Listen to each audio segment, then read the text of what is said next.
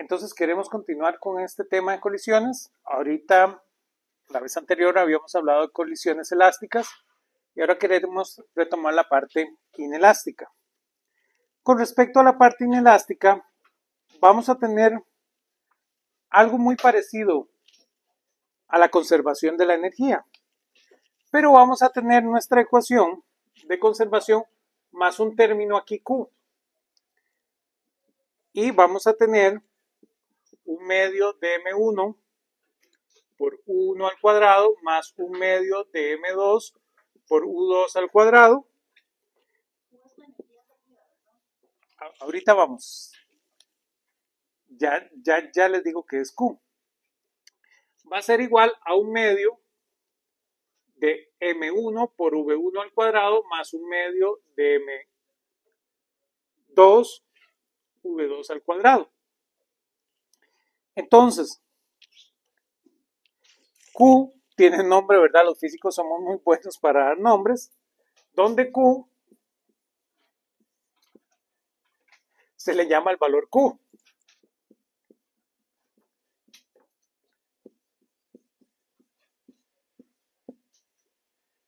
Y representa la pérdida o ganancia de energía.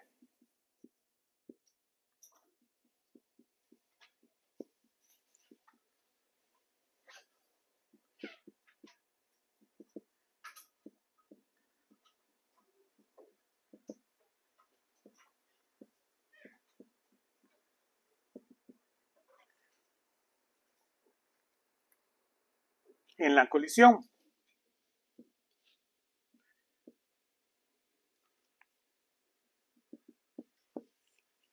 Entonces, claro, ya podemos saberlo. Si nosotros decimos que Q es igual a 0, vean que esta sería la ecuación de la conservación de la energía cinética, que es exactamente las colisiones elásticas. Entonces, si Q es igual a 0, nosotros llamamos a esto una colisión elástica.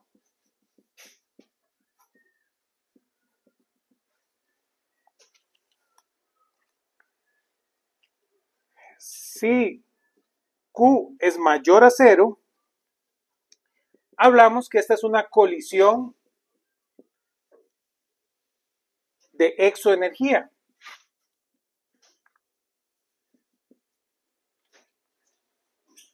Entonces, es una colisión que libera energía.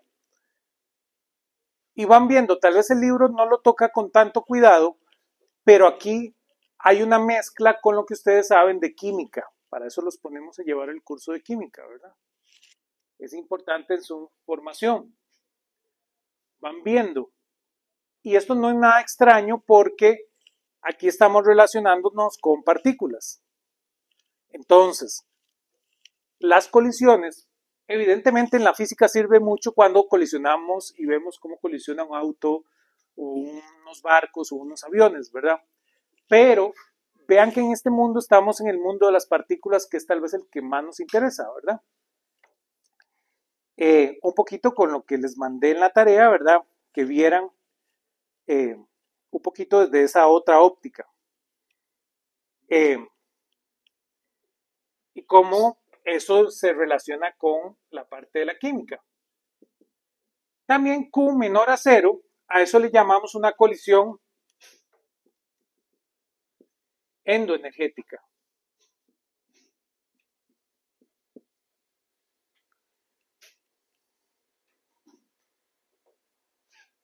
Donde realmente ella necesita absorber energía para que ocurra. Una la libera, otra la absorbe en el proceso.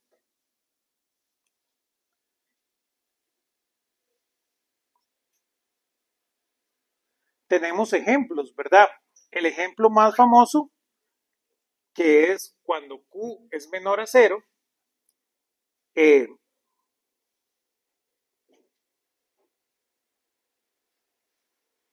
esa tenemos creación de masa, como en una reacción nuclear.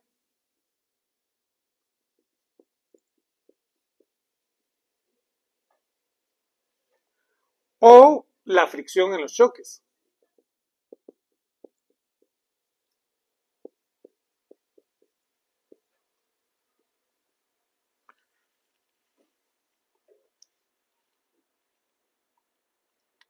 solemos hablar de algo que es el coeficiente de restitución.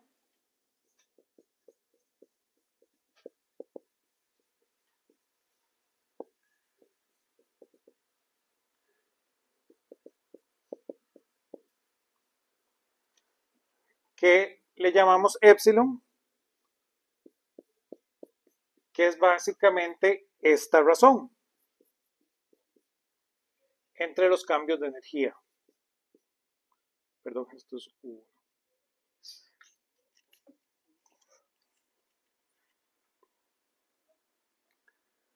Entonces, aquí es donde ustedes en Física General 1 hablaban de perfectamente elástica.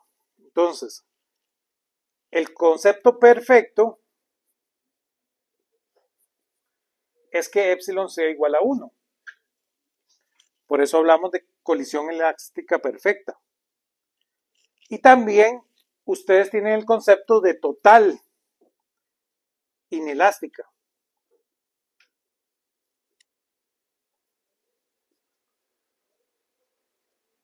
¿Qué creen que será totalmente inelástica? De epsilon 0, ¿verdad? No hay ninguna ciencia acá.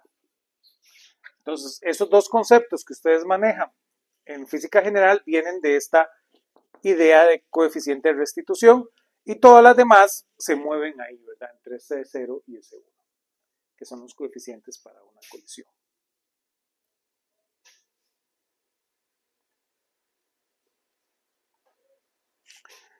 Ya por último tenemos el concepto de fuerza impulsiva, que es un concepto que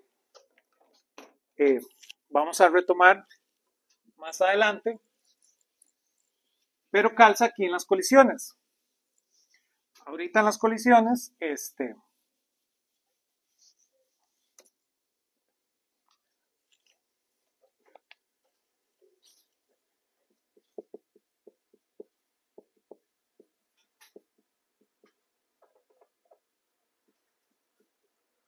la fuerza impulsiva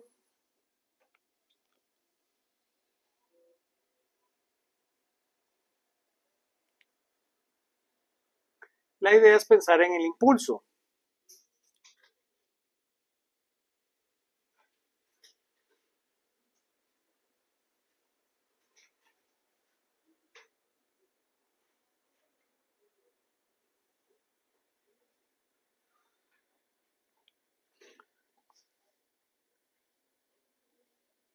Nosotros sabemos que la fuerza es igual a la derivada total con respecto al tiempo de mv. Entonces uno podría ver esto como que nuestro momentum de alguna manera es la integral de T1 hasta T2 de la fuerza de T. Y a eso se le suele llamar como fuerza impulsiva. Como tal, propiamente a esto se le llama el impulso, que es la cantidad de movimiento que algo gana en un periodo de tiempo. Y hablamos de fuerza impulsiva cuando este cambio de tiempo es muy pequeño, ¿verdad? Entonces a eso es lo que definimos como una fuerza impulsiva. Como cuando usted tiene una pelota de golf y llega y le da con el palo. El palo solo toca unos microsegundos la pelota, ¿verdad? Entonces ahí ocurre una fuerza impulsiva. ¿Lo ven? Entonces, el accionar de la fuerza ocurre por microsegundos, pero cambia el movimiento de las cosas. Entonces, eso es algo que necesitamos de alguna manera en la mecánica clásica entenderlo. Por ahorita, ¿verdad? Se escapa a lo que quiere el curso, ¿verdad? La idea es que en el siguiente curso esto va a ser muy importante, entender qué es exactamente esto en la dinámica de las cosas.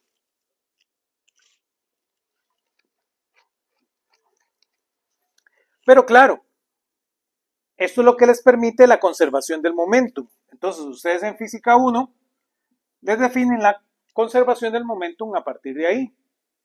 Porque todos ustedes les dicen, vean, aquí viene la partícula, aquí viene la otra partícula. Aquí no hay interacción entre ellas. Después vienen y se tocan. Es el punto de interacción. Después sale una para cada una para su lado. Y ustedes dicen, ay, vean qué interesante. Aquí no existe fuerza. Aquí no existe fuerza. Ah, bueno, por teorema del sándwich, aquí tampoco debe haber fuerza, ¿verdad? Entonces, de esta manera esto da cero, su momento no se conserva, ¿verdad? Y esa es la forma en que ustedes le definen que este proceso tiene una conservación del momento. Claramente, nosotros en el próximo curso vamos a ver propiamente cómo se ve esto en la dinámica, ¿lo ven? Hemos encontrado un pequeño vacío, por decirlo de una manera, en el conocimiento de la dinámica.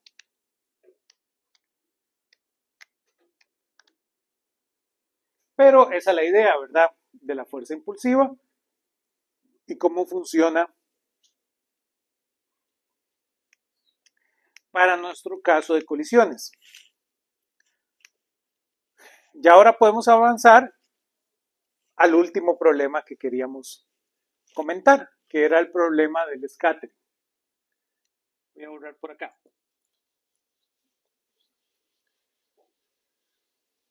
Les decía que no hay una forma real de traducir la palabra scattering. Usualmente mencionamos como dispersión de scattering, pero no tenemos una buena traducción. Solemos hablar de sección transversal del scattering.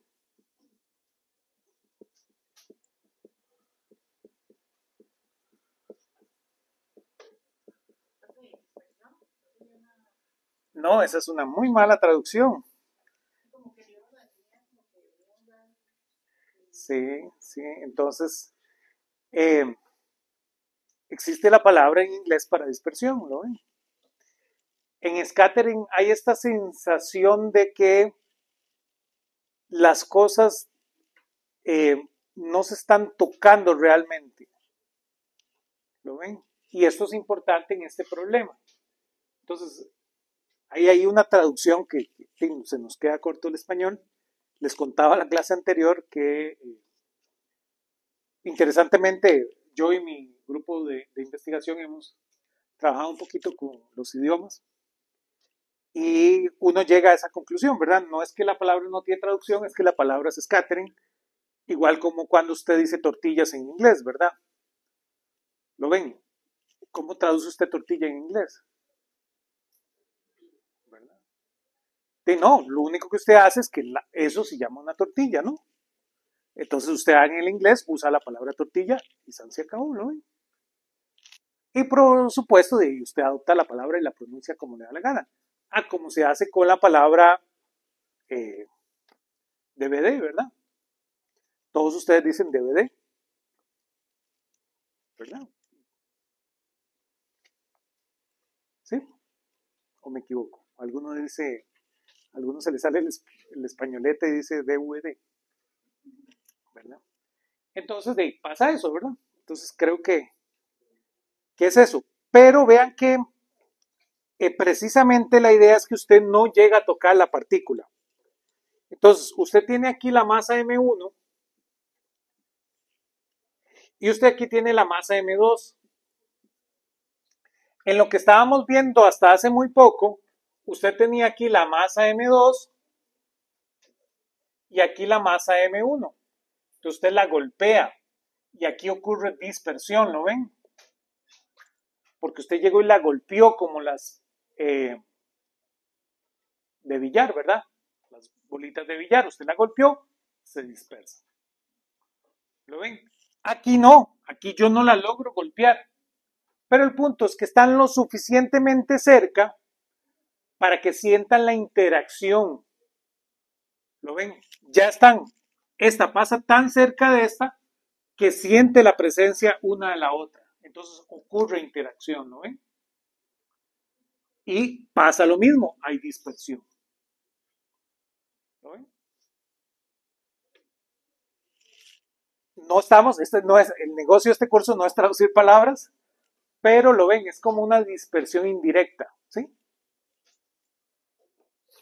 No es lo que estamos haciendo, pero digamos, ¿qué es eso? Entonces, digamos que esta sigue esta trayectoria aquí, ella hubiera seguido ahí si no estuviera M2. Y M2 está en esta posición. Entonces, ¿qué es lo que realmente ocurre?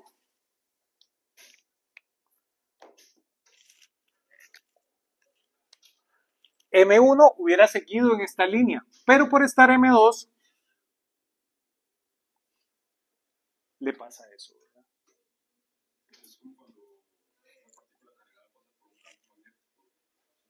Es exactamente lo mismo, ¿verdad? Realmente un campo magnético usted solo lo puede generar por algún otro objeto, ¿verdad? Entonces ese otro objeto que está generando el campo magnético, eh, alias imán, ¿verdad? Entonces realmente esto sería el imán, ¿no ven? Generando el campo magnético, entra en el campo magnético y cambia su dirección. Esta le va a pasar lo mismo, pero entonces esta que estaba quedita hace esto. Entonces, esta distancia va a ser muy relevante para estudiar este problema. ¿Lo ven? Esa es la distancia, ¿ven? Que va a jugar un papel muy importante. Claramente podemos definir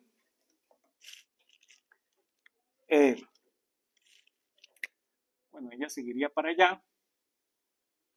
Y entonces podemos definir esta que está acá, que sería la línea que las une después de la colisión.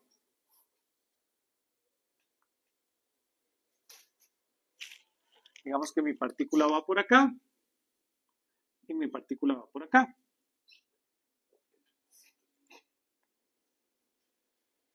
Entonces aquí se genera un ángulo, ¿lo ven?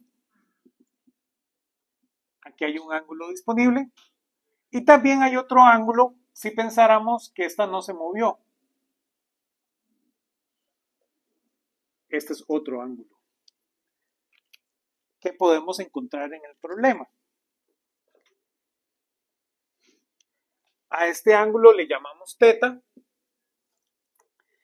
y a este ángulo le llamamos phi.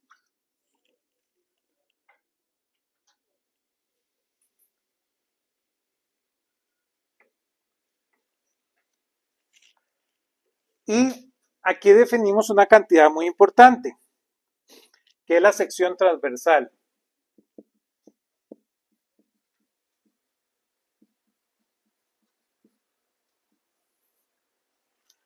Entonces, la sección transversal realmente la definimos a partir del scattering diferencial.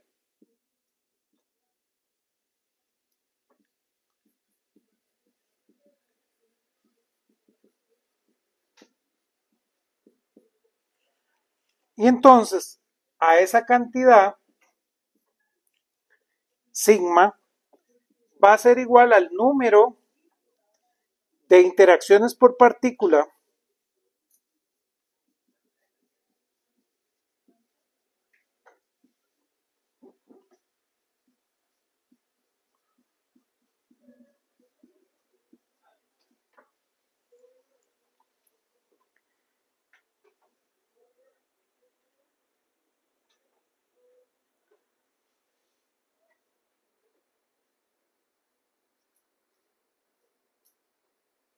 que se escaterean, ¿verdad? Que sufren scattering en D sigma prima A un ángulo, sí, a un ángulo teta. Todo esto dividido entre el número de partículas incidentes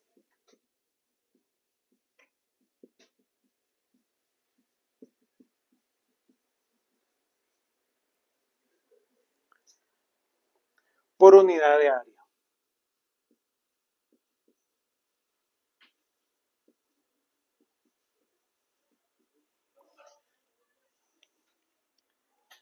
Aquí de sigma prima es el ángulo sólido.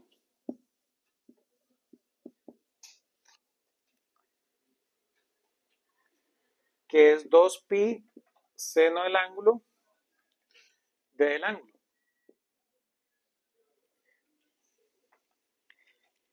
Entonces vean qué es lo interesante, ¿verdad?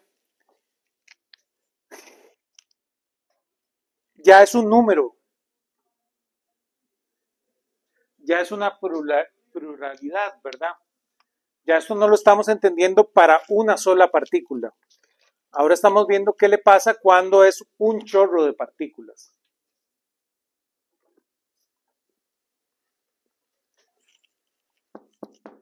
Ya esto es muy difícil de medir en una sola partícula, ¿lo ven?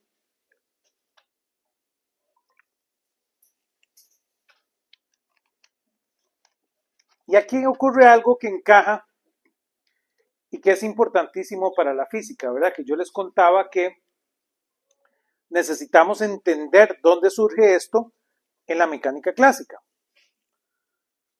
Ustedes no pueden medir realmente la carga de un electrón.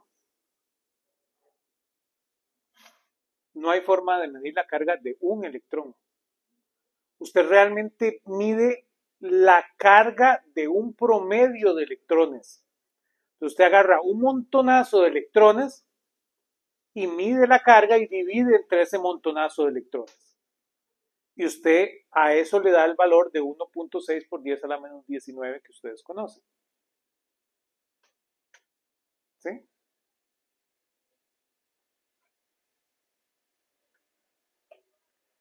Viene este concepto de colectividad. Entonces, estas medidas de dispersión necesitan para poder obtener el dato real una sensación de colección. Esto se va a ver muy importante cuando ustedes lleven su curso de mecánica cuántica. Porque van viendo, ya hay desde la mecánica cuántica, hay una necesidad de colectividad para poder entender la interacción cuando usted acerca a dos partículas en movimiento. ¿Lo ven?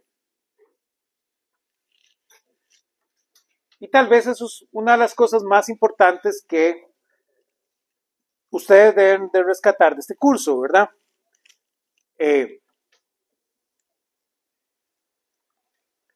este tipo de resultados ya necesita de hablar de colectividad, que es de alguna manera la física que sigue. Entonces vino la mecánica clásica, tomó el mundo de dos partículas y ahora necesitamos el mundo de muchas partículas, que es lo que queremos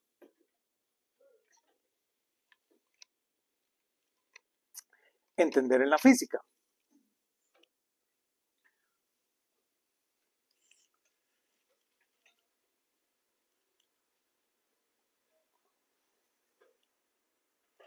¿Qué nos falta para entender esto? Bueno, esto lo hicimos a través de la conservación de la energía. Yo les propondría, ahora pasemos a los lagrangianos del problema. Pero necesitamos empatar esos dos mundos. ¿Cómo se ve el impulso en el mundo lagrangiano? ¿Lo ven? Porque el impulso, el momentum, es un vector. ¿Cómo necesitamos entender estos vectores para poder entender este tipo de problemas?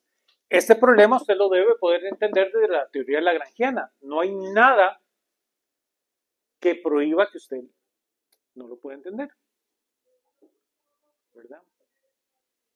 Entonces vamos a tener que introducir ese concepto el